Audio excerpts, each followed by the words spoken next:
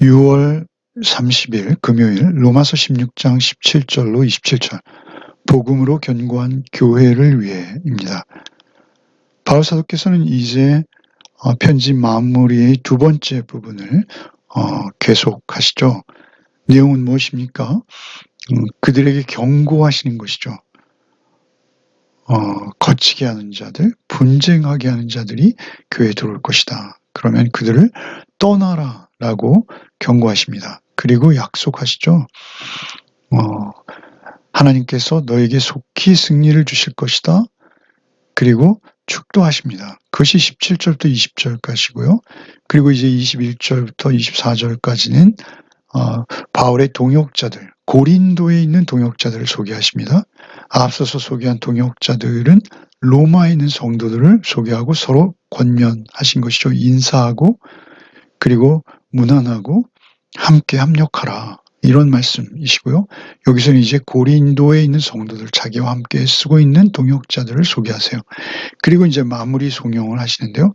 그 마무리 송영은 참으로 너무나 아름답고 우리의 복음의 핵심을 다 포함하는 그런 놀라운 송영으로 로마서를 끝맺고 있습니다.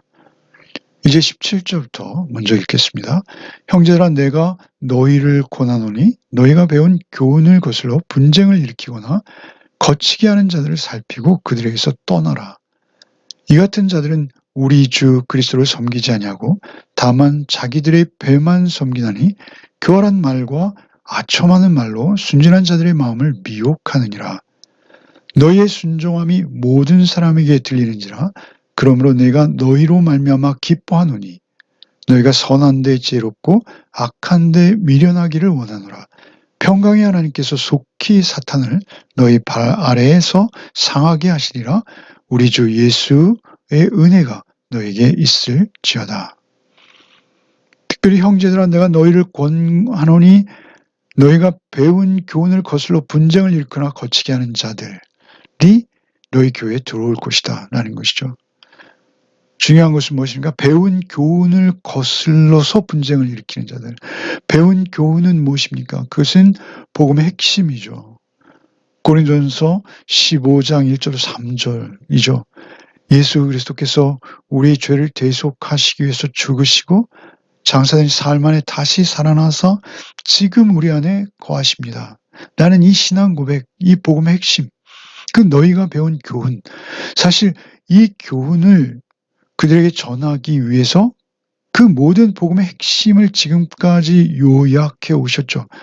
그것이 핵심입니다. 그 배운 교훈을 거슬러서 분쟁을 일으키는 자들이 있다라는 것이죠. 분쟁은 어떤 류의 분쟁일까요? 영지주의자들이 이제 들어올 수도 있고요. 어떤 도덕 폐기론적 자유인들이요. 그런 사람들이 될 수도 있고요. 유대교의 열심분자들이 될 수도 있습니다. 그들이 율법과 복음을 혼합해서 사도를 대적하고 교회를 어지럽게 하는 세력들이 그렇게 계속 쫓아왔죠. 아직 로마에는 이루지 못했습니다만 그 율법주의자들이 늘 문제가 될 것이다라는 것이죠. 그래서 그들이 너희를 분쟁케 하고 거쳐 넘어지게 하는 자들이에요. 거치게 하는 자들. 거치게 한다라는 게 스캔달라. 이것은 영어의 스캔들의 어원이 되는 덫, 함정, 길에 놓아 넘어지게 하는 장애물 이런 것입니다. 사람을 잘못 가게 해서 죄에 빠지게 하는 그러한 사람들이 들어온다라는 것이죠. 성도들의 영혼에 치명적인 죽음의 함정으로 몰아넣는 그런 사람, 그 뒤에는 사단의 세력이 숨어 있을 것이죠. 그러한 자들이 로마 교회도 곧 들어오게 될 것을 예상하시는 것이죠. 사실 지금 당장 로마 교회가 이런 환란을 겪고 있지는 않아요. 그럼에도 그들에게 경고하시는 것이죠. 살피고 저에게 떠나라. 살피고 떠난다는 살핀다는 것은 피하기 위해서 내 눈을 항상 부릅뜨고 있어라 라는 것이죠. 떠난다라는 것은 단번에 저에게서 돌아서라 라는 것입니다. 그런데 이들은 자기의 배를 섬긴다 하시죠. 18절에 이 같은 자들은 우리 주 그리스도를 섬기지 아니하고 다만 자기들의 배만 섬기나니 결국 이 세상에 두 부류의 사람만 있습니다. 그것은 그리스도를 섬기는 구원받은 자가 있고요. 자기의 배만 섬기는 자가 있다라는 거죠. 배라는 것은 늘 말씀드리면 욕망의 좌소이죠. 그래서 자신들의 욕망을 위해서 거짓 이단과 사이비들이 존재하는 것입니다. 그들은 오직 세를 불리고 그 세로 부귀를 누리는 것이죠. 결국 여기 종노릇한다, 뚫르신이 종노릇한다라는 이것은 종이 되는 건 노예가 되는 거예요. 세상의 노예, 정욕의 노예, 마귀적 노예, 예, 그런 한 부류가 있고 주 예수 그리스도의 노예가 있다. 두 부류밖에 없는데 그들이 너희를 유혹할 때 그들은 공교하고 아첨하는 말을 많이 한다라는 것이죠. 아주 매혹적이고 진실로 들리는 그런 말들, 아름다운 말들을 한다는 것이죠. 그래서 그들은 교활한 말과 아첨하는 말로 순진한 자들의 마음을 미혹하느니라. 18절에 그렇게 하시죠. 그들은 죄에 대해서 언급하지만 아주 귀에 듣기 좋은 말이죠. 교활하여서 아주 그럴듯한 말. 죄의 심각성과 그 죄로부터 돌이키기 위해서 예수 그리스도께서 피 흘리신 그 순전한 복음에서는 그게 상당히 멀리 나와 있다라는 것이죠. 그들이 아첨하는 말, 사람들을 많이 모으는데 중요한 말, 그리고 그 모아서 그들을 자신들의 배를 위해서 이용하기 위한 수단으로 삼는 것이죠. 19절에 너희의 순종함이 모든 사람에게 들리는지라 그러므로 내가 너희로 말미암아 기뻐하노니 19절에 그럼에도 불구하고 아직 로마 성도들 너희의 순종함이 모든 사람에게 들린다라는 것은 그 주변에 있는 다른 교회와 성도들에게 들린다.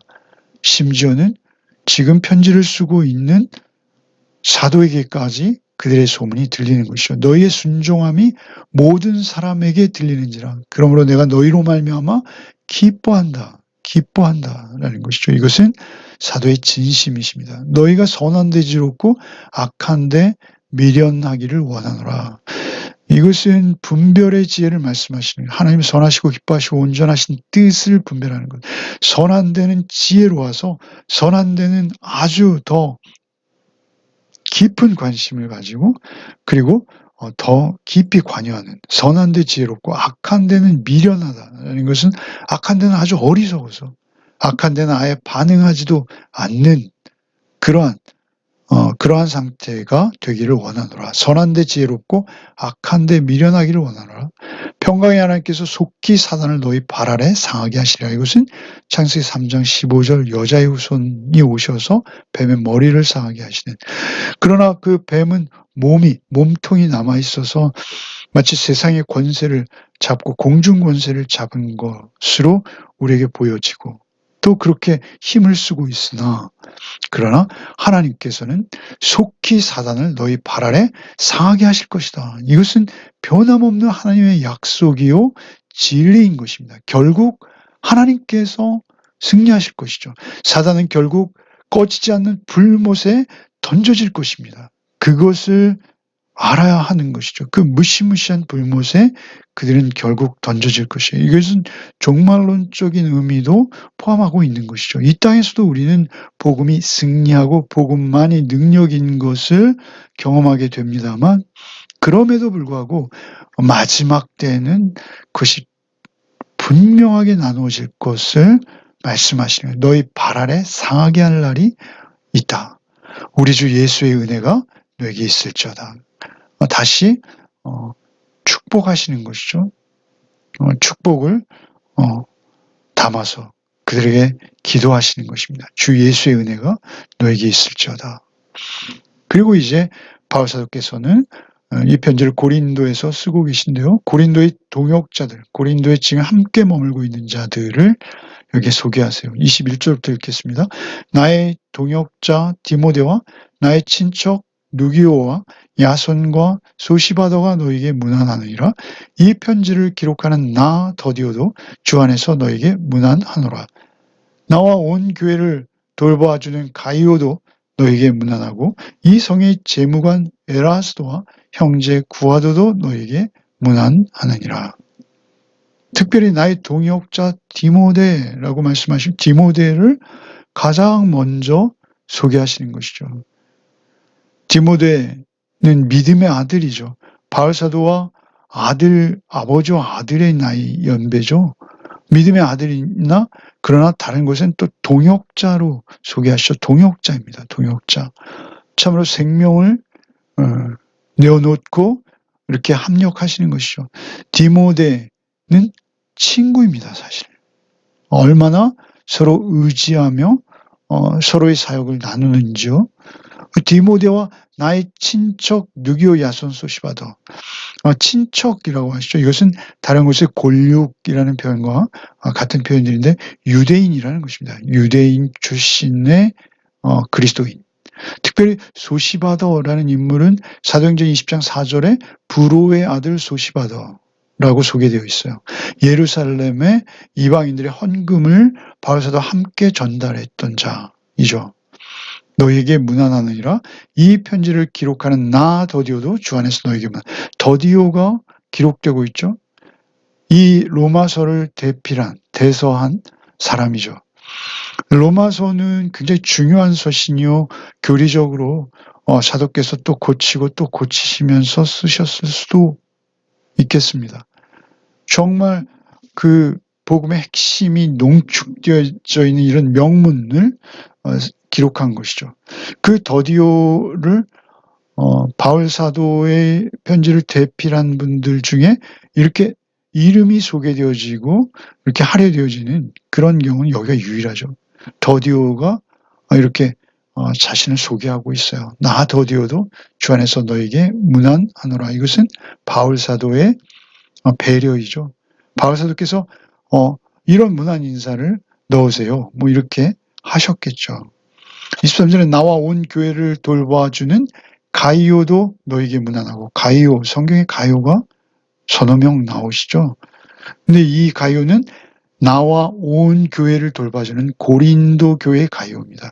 나와 온 교회를 자신의 소유로 섬겨내는 상당한 재력가였을 것으로 보이죠. 교회를 돌봐주는, 나와 온 교회를 돌봐주는. 교회는 그렇게 결코 한 사람으로 세워지는 것이 아닙니다. 문안하고 이 성의 재무관 에라스도와 형제 구아도도 너에게 문안하라. 이 성의 재무, 고린도 성의 재무관이면 상당한 고위직이죠. 고린도 전체의 재산 관리입니다. 그런 분이 그리스도인이 된 것이죠.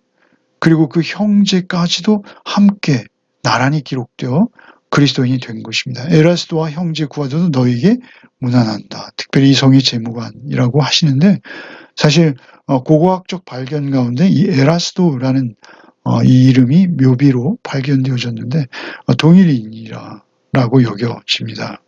그 이 성의 재무관 에라스도, 그 에라스도와 구아도도 너에게 문안한다. 이러한 분들이 모여서 많은 수는 아니었지만 그렇게 교회를 세워가게 하셨다라는 것이죠. 하나님께서 모으시고 하나님께서 이들을 쓰셨다는 것이죠. 한 사람 한 사람의 이름을 소개하고 부르고 있어요. 로마의 성도들도 역시 이름을 하나하나 부르신 것처럼 그들의 이름도 하나하나 부르고 있죠. 고린도에 함께 있는 성도들의 이름, 당시에 성도가 된다. 이것은 정말 놀라운 사건이었을 것이죠. 작은 모임이었겠으나 그것은 참으로 세상에서 사단 마귀의 권세에서 그 손에서 벗어나 자유를 얻고 하나님의 나라로 온전히 옮겨진 자들, 하나님께서 이루시는 그 구원의 과정을 몸소 체험하고 경험하여서 그 모든 위험을 무릅쓰고 초대교회를 섬길 수 있었던 신분고와 지위를 막론하고 빈부 귀천을 떠나서 참으로 새로운 세상, 새로운 삶으로 그들이 이제 들어왔다라는 것입니다. 그래서 교회를 이루고 그들이 섬기고 있다라는 것이죠. 그리고 이제 사도께서는 마무리 송영을 하십니다. 25절부터 읽겠습니다. 나의 복음과 예수 그리스도를 전파함은 영세 전부터 감추어졌다가 이제는 나타나신 바 되었으며 영원하신 하나님의 명을 따라 선지자들의 글로 말미암아 모든 민족이 믿어 순종하게 하시려고 알게 하신 바 그 신비의 계시를 따라 된 것이니 이 복음으로 너희를 능히 견고하게 하실 지혜로우신 하나님께 예수 그리스도로 말미암아 영광이 세세 무궁하도록 있을지어다. 아멘. 이 성경이 이 한 문장입니다. 이게 다. 이 한 문장 안에 너무나 많은 뜻들이 들어가 있죠. 25절에 나의 복음이라고 말씀해서 특별히 나의 복음. 바울이 믿고 전파하고 있는 복음이죠. 이 복음은 가장 잘 요약된 것이 고린도전서 15장 1절로 3절이죠. 예수 그리스도의 죽으심과 부활로 인한 바로 그 복음. 나의 복음이라고 해서 사도께서 자기중심적이거나 배타적인 의미로 이렇게 말씀하시는 것이 절대 아니죠. 사도께서 받으신 복음은 예수 그리스도께서 다메섹 도상에서 사도를 찾아오실 때부터 하나하나 그에게 밝혀주신 복음, 경험하게 하신 복음입니다. 그 예수의 십자가의 죽으심과 부활의 복음입니다. 그 나의 복음과 예수 그리스도를 전파함, 바울 사도께서 하시는 것이 영세 전부터 감춰졌었다라는 것이죠. 영세 전부터 이미 그것은 확정되었으나 계시되지 않고 감춰져 있다가 이제는 나타나신 바 되었다라는 거죠. 누구를 통해서요? 예수 그리스도를 통해서.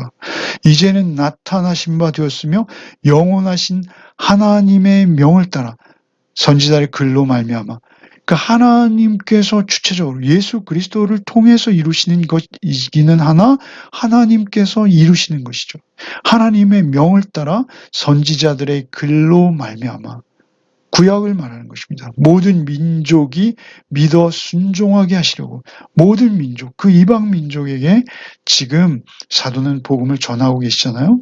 그 모든 민족이 믿어 순종하게 하시려고 알게 하신 바 그 신비의 계시를 따라 된 것이니 신비로운 것이죠. 복음은 신비로운 것입니다. 그 복음을 경험할 때 그 신비. 그런데 그것이 신비의 계시를 따라 된 것이니 그 신비를 밝히 보여주신 것이죠. 계시하신 것입니다. 이 복음은 너희를 능히 견고하게 하실. 이 복음은 너희를 능히 복음이 우리를 견고하게 하시는 거예요. 복음이. 너희를 할 때 이건 너희는 교회요 또한 성도 개개인일 것이죠. 이 복음이 너희를 견고하게 우리는 이 땅에 살면서 참으로 위기가 많습니다. 환난도 있고요. 늘 쓰러질 정도로 갈팡질팡할 때가 얼마나 많은지요. 그러나 복음을 붙드는 자, 복음의 능력에 붙들린 자, 복음으로 너희를 능히 견고하게 하세요. 그러니까 우리는 늘 복음에 의지해야 하는 것이죠. 죽임당하시고 다시 사셔서 내 안에 거주하시는 예수 그리스도의 그 복음이 너희를 능히 견고하게 하실 것이다. 27절에 지혜로우신 하나님께서 예수 그리스도로 말미암아 영광이 세세 무궁토록 있을지어다. 그 복음으로 너희를 견고하게 하시는 것은 뭐예요? 그것은 지혜로우신 하나님께서 하시는 거예요. 지혜로우신 하나님께 예수 그리스도로 말미암아 지혜로우신 하나님께 영광을 돌리는데 다시 예수 그리스도로 말미암아 영광이 세세 무궁토록 있을지어다. 이렇게 성경을 맺고 있어요. 지혜로우신 하나님, 하나님의 지혜는 누구이십니까? 예수 그리스도이시죠. 지혜로우신 하나님 예수 그리스도. 그러니까 하나님의 지혜가 집약적으로 나타난 하나님의 공의와 하나님의 사랑을 십자가로 동시에 이루어내시는 예수 그리스도, 하나님의 지혜이시죠. 그 지혜로우신 하나님께 예수 그리스도로 말미암아 영광이 세세 무궁토록 영원히 있을지어다. 아멘. 우리가 예수 그리스도의 복음이 없었다면 우리에게 영혼은 없는 것입니다. 예수 그리스도의 복음이 없었다면 우리는 이 영광을 알지도 깨닫지도 볼 수도 없었던 자들이죠. 결국 이 송영으로 로마서 그 장대한 복음을 풀어내었던 로마서를 이제 마치고 있는 것이죠. 우리는 오늘도 우리의 각자 주어진 삶이 있습니다. 그 삶 속에서 우리는 개인 성도로서 또 열매 맺는 교회의 성도로서 하루의 삶을 감당합니다. 성령께서 오직 여러분과 함께 하셔서 이 혼탁한 세상, 자기들의 배만 섬기는 교활하고 하찮은 말들이 난무하는 세상 속에서 우리가 오직 예수 그리스도의 복음을 따라 능력 있게 세워져가는 하루가 되시기를 바랍니다. 잠시 기도하겠습니다. 주님 감사합니다. 우리가 무엇이 간데 우리를 사랑하사 우리에게 복음의 비밀을 계시하시고 그 복음의 비밀을 보여주시고 그리고 순종하게 하셨는지요. 주님 오직 복음에 순종해 내는 삶이 되게 하여 주시옵소서. 복음이 우리를 견고하게 세우실 것이라 하셨사오니 오직 복음의 날을 맡기고 복음에 의지하여 오직 주님만 의지하여 주님과 온전히 동행을 이루어내는 또 하루가 되게 하여 주시옵소서. 모든 말씀 예수 그리스도 이름 받들어 기도하옵나이다. 아멘.